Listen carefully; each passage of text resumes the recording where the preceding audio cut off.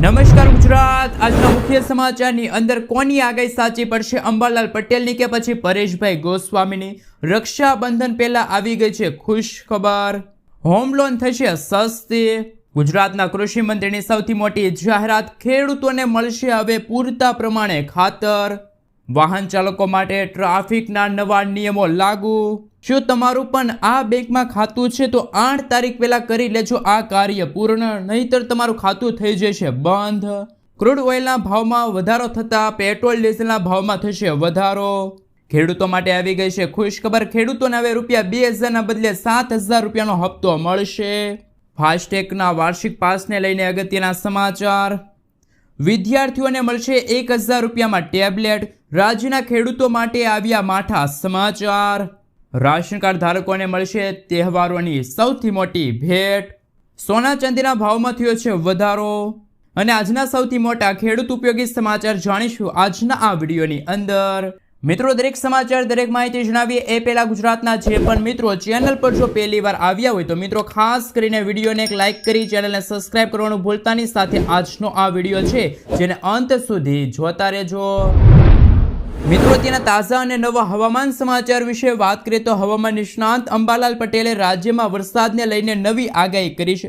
અંબાલાલ પટેલે કહ્યું કે 15મી ઓગસ્ટ બાદ વરસાદી સિસ્ટમ સક્રિય થાય, જેના કારણે રાજ્યના અનેક ભાગોમાં વરસાદી માહોલ જામશે, જેમાં 17 ઓગસ્ટથી મઘા નક્ષત્ર અને સૂર્ય સિંહ રાશિમાં આવતા સારો વરસાદ થશે।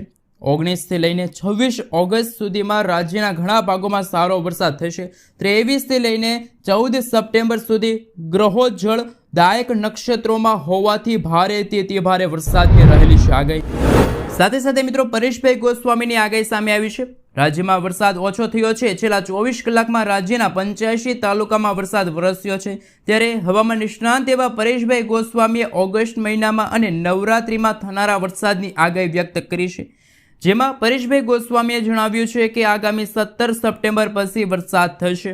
અને મિત્રો, જો વાત કરવામાં આવે તો આવનારા નવરાત્રિના તહેવાર દરમિયાન પણ ગુજરાતમાં વીજળીના કડાકા ભડાકા સાથે ધોધમાર વરસાદ જોવા મળશે। હવામાન વિભાગની આગાહી અનુસાર આગામી 3 દિવસ માછીમારોને દરિયો ન ખેડવા માટે સૂચના આપવામાં આવી છે। મિત્રો, ત્યાં પછીના સમાચાર વિશે વાત કરીએ તો રક્ષાબંધન પહેલા LPGના ભાવમાં થશે ઘટાડો।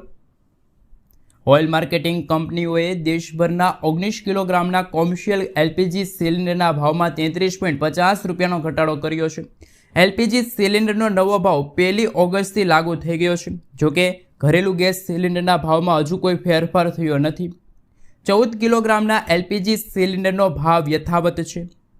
મિત્રો, આપને જણાવી દઈએ તો કે 8 એપ્રિલના રોજ 14 કિલોગ્રામના LPG ગેસ સિલિન્ડરનો ભાવમાં ફેરફાર થયો હતો, એટલે કે ભાવમાં વધારો થયો હતો, પરંતુ ત્યારથી તેમાં કોઈ ફેરફાર કરવામાં આવ્યો નથી। એવી અપેક્ષા રાખવામાં આવી હતી કે રક્ષાબંધનના તહેવારને ધ્યાનમાં લઈને LPGના ભાવમાં ઘટાડો થઈ શકે છે, પરંતુ હજુ સુધી કોઈ ફેરફાર કરવામાં આવ્યો નથી। મિત્રો, ત્યાં પછીના સમાચાર વિશે વાત કરીએ તો રક્ષાબંધન પહેલા મળી શકે છે સારા સમાચાર। દેશમાં રક્ષાબંધનના તહેવાર પહેલા ભારતીય રિઝર્વ બેંકે ફરી એકવાર વ્યાજ દરોમાં ઘટાડાની ભેટ આપી શકે છે। સ્ટેટ બેંક ઓફ ઇન્ડિયા SBIના એક અહેવાલ મુજબ 4 થી લઈને 6 ઓગસ્ટ દરમિયાન યોજાનારી રિઝર્વ બેંકની નાણાકીય નીતિ સમિતિની બેઠકમાં રેપો રેટમાં 25 બેઝિક પોઈન્ટનો ઘટાડાની જાહેરાત કરવામાં આવી શકે છે, જેના કારણે હોમ લોન ધારકો માટે સારા સમાચાર સાબિત થશે। કારણ કે મિત્રો, હોમ લોનના જે હપ્તા છે એમાં ઘટાડો પણ થઈ શકે છે। મિત્રો, ત્યાં પછીના સમાચાર વિશે વાત કરીએ તો ખેડૂતોને મળશે હવે ₹2000ની બદલે 7000 રૂપિયા। પ્રધાનમંત્રી કિસાન સન્માન નિધિ યોજનાનો 20મો હપ્તો દેશભરના ખેડૂતોના ખાતામાં જમા થઈ ચૂક્યો છે। આ વખતે કેન્દ્ર સરકારે દેશભરના 9.7 કરોડ ખેડૂતોને ₹2000ના હપ્તાના રૂપમાં લગભગ 20,500 કરોડ રૂપિયાની રકમ મોકલી છે। પરંતુ આ વખતે એવું એક રાજ્ય છે કે જ્યાં માત્ર 2000 જ નહીં પરંતુ 7000 રૂપિયા સીધા ખેડૂતોના ખાતામાં ટ્રાન્સફર કરવામાં આવ્યા છે। જ્યાં દર્શક મિત્રો, આંધ્રપ્રદેશના ખેડૂતો માટે 2 ઓગસ્ટનો દિવસ ખૂબ જ ખાસ રહ્યો છે। રાજ્ય સરકારે કેન્દ્રની PM કિસાન યોજના સાથે પોતાની યોજનાનો સામેલ કરી છે। તેનું નામ અન્નદાતા સુખી ભવ પીએમ કિસાન યોજના છે. આ અંતર્ગત ખેડૂતોને વાર્ષિક ₹20,000 આપવાનું વચન આપવામાં આવ્યું છે. આ અંતર્ગત પ્રથમ હપ્તા તરીકે ખેડૂતોને રાજ્ય સરકાર તરફથી ₹5,000 અને કેન્દ્ર સરકાર તરફથી ₹2,000 મળ્યા છે. આ રીતે આંધ્રપ્રદેશના 46,85,838 ખેડૂતોના બેંક એકાઉન્ટમાં એક સાથે ₹7,000ની રકમ જમા થઈ છે. તો મિત્રો, જે રીતે આંધ્રપ્રદેશની સરકારે ખેડૂતોના માટે ₹5,000 વધારાની સહાય મોકલી છે, તો શું મિત્રો રક્ષાબંધનના તહેવાર પહેલા શું ખેડૂતોને પણ ગુજરાત સરકાર તરફથી કોઈ વધારાની રકમ છે એ આપવામાં આવવી જોઈએ કે ના મળવી જોઈએ? ખાસ નીચે કોમેન્ટ બોક્સમાં કોમેન્ટ કરીને જરૂરથી જણાવી આપજો. મિત્રો, ત્યાં પછીના સમાચાર વિશે વાત કરીએ તો માર્ગ સલામતી સુનિશ્ચિત કરવા માટે ગુજરાતમાં ટ્રાફિક સિગ્નલ નિયમોનો કડક અમલ કરવામાં આવી રહ્યો છે. રસ્તાઓ પર રેડ, યલો અને ગ્રીન સિગ્નલ ફક્ત લાઇટ નહીં પરંતુ તે નિયમોનું પ્રતીક છે. જો કોઈ વાહન ચાલક તેનું પાલન ન કરે તો માત્ર તેના જીવનને જોખમ છે પરંતુ અન્ય લોકોના જીવનને પણ જોખમ થઈ શકે છે. મિત્રો, આપણે જણાવી દઈએ તો આ સિગ્નલને પાર કરવાના લાલ લાઇટ કૂદવાનું ગણવામાં આવે છે. એક ગંભીર ગુનો છે. ગુજરાત ટ્રાફિક પોલીસ અનુસાર રેડ સિગ્નલ તોડનારને 1,000 થી ₹5,000નો દંડ થઈ શકે છે. ઘણા કિસ્સાઓમાં ડ્રાઇવિંગ લાયસન્સ જપ્ત તેમજ જેલ પણ થઈ શકે છે. મિત્રો, વાહન ચાલકો માટે આ નવા નિયમો છે એ હવે પાલન કરવા પડશે. અમદાવાદ, સુરત સહિત દેશના કોઈ પણ ખૂણે વાહન લઈને નીકળો તો આ ટ્રાફિક સિગ્નલોના નિયમો તમને ખબર હોવા જોઈએ, નહીંતર તો તમારે દંડ છે એ ભરવો પડશે. મિત્રો, આગળના સમાચાર વિશે વાત કરીએ તો ક્રૂડ ઓઇલના ભાવ વધે તો શું મોંઘું થશે? ટ્રમ્પના રશિયા સામેના કડક પગલાંથી ક્રૂડ ઓઇલના ભાવમાં વધારો થવાની શક્યતા છે. $120 પ્રતિ બેરલ સુધી પહોંચી શકે છે. ભારત જેવી આંતરિક બજાર ધરાવતી અર્થવ્યવસ્થાને પેટ્રોલ, ડીઝલ, શાકભાજી, દૂધ, પ્લાસ્ટિક, સિમેન્ટ અને ઇલેક્ટ્રોનિક્સ જેવી અનેક વસ્તુઓ મોંઘી પડી શકે છે. ટ્રાન્સપોર્ટ ખર્ચ વધતા ટેક્સી ભાડું અને ઈ-કોમર્સ ડિલિવરી પણ મોંઘી થઈ શકે છે. રશિયાનું ક્રૂડ ઓછું થતાં સ્થાનિક ફુગાવો વધી શકે છે. તો આવનારા દિવસોની અંદર પેટ્રોલ, ડીઝલના ભાવની સાથે શાકભાજી, દૂધ અને પ્લાસ્ટિક સાથે સિમેન્ટ અને ઇલેક્ટ્રોનિક્સ જેવી વસ્તુઓ છે એ પણ મોંઘી થઈ શકે છે. મિત્રો, આગળના સમાચાર વિશે વાત કરીએ તો ખાતરની ઉપલબ્ધતા સુનિશ્ચિત કરવા કંટ્રોલ રૂમ કરાયો તૈયાર. ખાતરની અછતને લઈને સુરેન્દ્રનગર જિલ્લામાં કંટ્રોલ રૂમનું આયોજન કરવામાં આવ્યું છે. આ કંટ્રોલ રૂમ જિલ્લાના તમામ વિસ્તારોમાં દરેક પ્રકારના ખાતરોનો પૂરતો જથ્થો ઉપલબ્ધ રહે અને ખેડૂતોને કોઈ મુશ્કેલી ન પડે તે સુનિશ્ચિત કરશે.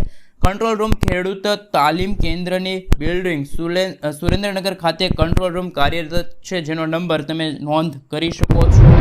મિત્રો, ત્યાર પછીના સમાચાર વિશે વાત કરીએ તો રાજ્યમાં ચોમાસાનો પ્રારંભ જ પુષ્કળ વાવેતર થતાં ખેડૂતોને ખાતરની અછત ન સર્જાય તે માટે કૃષિ મંત્રી રાઘવજી પટેલે ખાતરી આપી છે. તેમણે જણાવ્યું કે સપ્લાય પ્લાન મુજબ ખાતરનું જિલ્લાવાર વિતરણ ચાલુ રહ્યું છે. રાજ્ય સરકાર દ્વારા તેની દેખરેખ રાખવામાં આવી રહી છે. ખાતરની સંગ્રહખોરી કે કાળાબજારી અટકાવવા માટે વિશેષ અધિકારીની નિમણૂક કરવામાં આવી રહી છે. આ ઉપરાંત ખાતર વિતરણ સંબંધિત ખેડૂતોની ફરિયાદો અને રજૂઆતો માટે રાજ્ય, જિલ્લા અને તાલુકા કક્ષાએ કંટ્રોલ રૂમ કાર્યરત કરાયા છે. મંત્રીએ ખેડૂતોને જરૂર પૂરતું જ ખાતર ખરીદવા અને બિનજરૂરી સંગ્રહખોરી ન કરવા માટે ખાસ અનુરોધ કર્યો છે.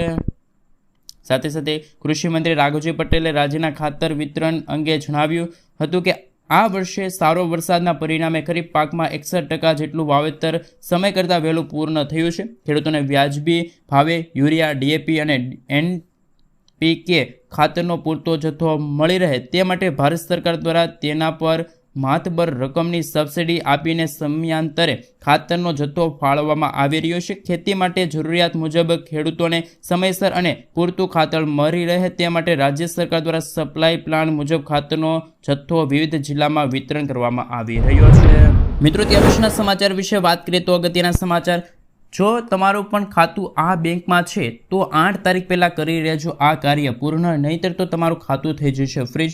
જો તમારું ખાતું મિત્રો પંજાબ નેશનલ બેંકમાં છે તો આ સમાચાર તમારા માટે ખૂબ જ મહત્વના છે. જો કે બેંક તેના ગ્રાહકોને ચેતવણી આપી રહી છે જેમના KYC અપડેટ હજુ બાકી છે. પંજાબ નેશનલ બેંકે સ્પષ્ટપણે કહ્યું છે કે ગ્રાહકોએ 30 જૂન 2025 સુધીમાં તેમના KYC અપડેટ કરાવ્યા નથી તેમને હવે 8 ઓગસ્ટ 2025 સુધીનો સમય આપવામાં આવ્યો છે. જો KYC પ્રક્રિયા નિયત સમય સુધીમાં પૂર્ણ નહીં થાય તો તમારું ખાતું ફ્રીઝ કરવામાં આવશે, એટલે કે તમે પૈસા ઉપાડી શકશો નહીં કે જમા કરાવી શકશો નહીં. મિત્રો, તે પછીના સમાચાર વિશે વાત કરીએ તો ખેડૂતો માટે માઠા સમાચાર, કારણ કે ઇફકોએ NPK ખાતરના ભાવમાં પ્રતિ 50 કિલોની બોરી માટે 130 રૂપિયાનો વધારો કર્યો છે. અગાઉ 1720 રૂપિયામાં મળતી ખાતરની બોરી હવે 1850 રૂપિયામાં મળશે. જાન્યુઆરી 2025માં પણ 250 રૂપિયાનો વધારો થયો હતો. આમ 6 મહિનામાં ટોટલ 380 રૂપિયાનો વધારો થતાં ખેડૂતોના ભારે રોષ જોવા મળી રહ્યા છે.